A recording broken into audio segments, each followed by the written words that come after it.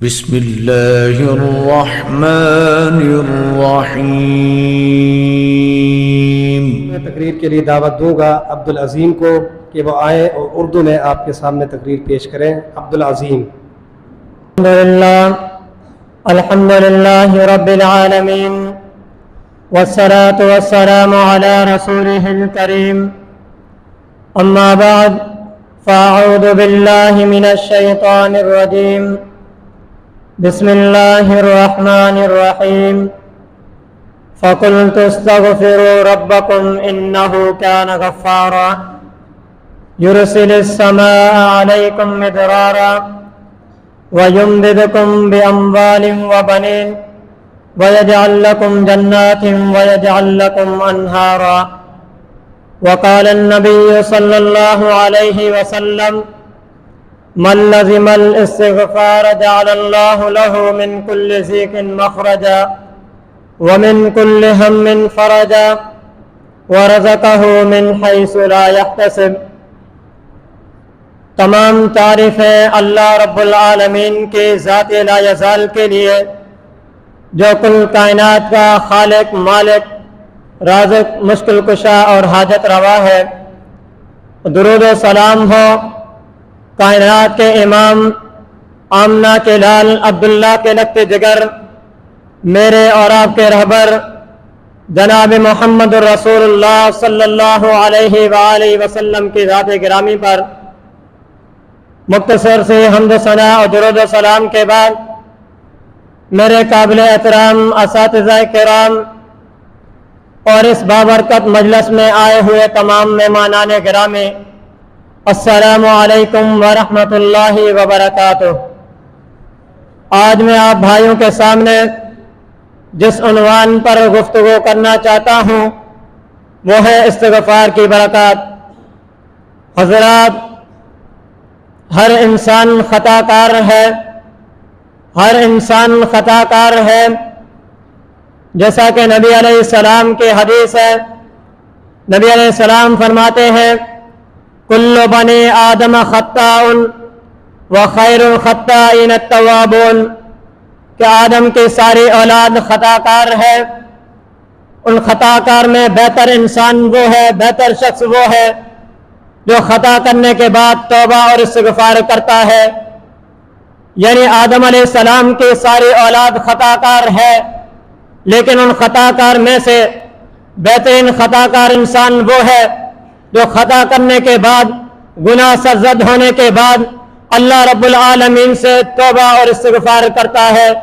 میرے پیغمبر کائنات کے امام جناب محمد رسول اللہ صلی اللہ علیہ وآلہ وسلم کے بارے میں آتا ہے، رسول اللہ صلی اللہ علیہ وسلم فرماتے ہیں، صحیح مسلم کی روایت، یا ایھا الناس توبوا الی اللہ فانی اتوب الیہ فی اليوم 100 مرہ، کہ لوگوں اللہ تعالی سے توبہ اور استغفار کیا کرو، کیونکہ فانی اتوب الیہ فی اليوم 100 مرہ، کہ میں دن میں 100 مرتبہ اللہ رب العالمین سے توبہ اور استغفار کرتا ہوں۔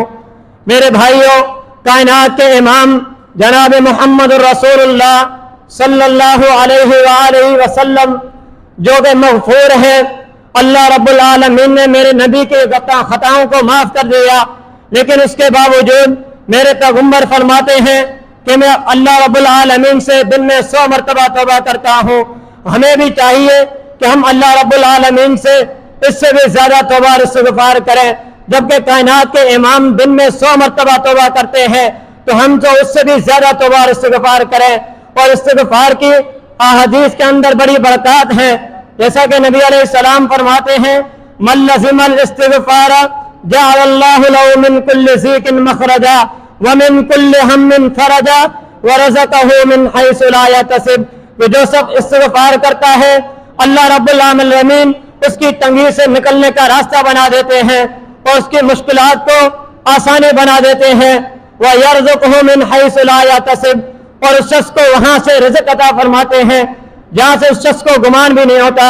جیسا کہ امام حسن بصری رحمہ اللہ کے متعلق آتا ہے، ان سے آ کر ایک شخص نے سوال کیا کہ امام صاحب کیس سالی ہے، کیس سالی کی آ کر شکایت کی۔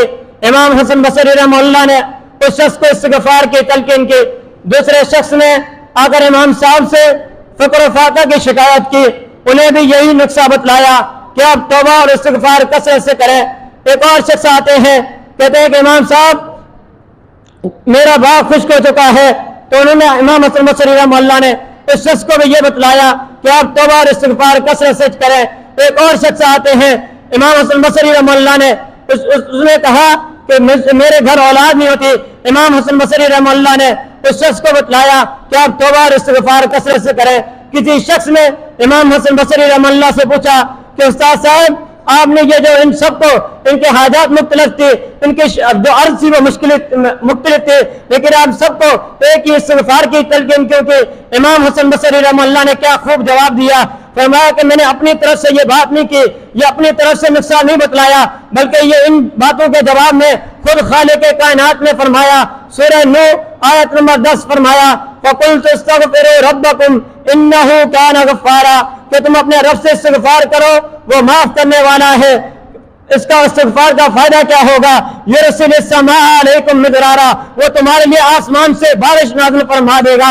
وَيُمْدِدْكُمْ بِأَمْوَالٍ وَبَنِينَ وَيَجْعَلْ لَكُمْ جَنَّاتٍ وَيَجْعَلْ لَكُمْ أَنْهَارًا، وہ تمہاری مدد فرمائے گا مال اور اولاد کے ذریعے، اور تمہارے لیے باغات اگائے گا، اور تمہارے لیے نہریں جاری فرما دے گا۔ اور استغفار کیا چیز ہے؟ حدیث کے اندر استغفار کی کئی دعائیں ثابت ہے، لیکن نبی علیہ السلام نے صحیح بخاری کی روایت ہے، نبی علیہ السلام نے ایک دعا کو سید الاستغفار قرار دیا فرمایا ہے، یعنی استغفار کا سردار۔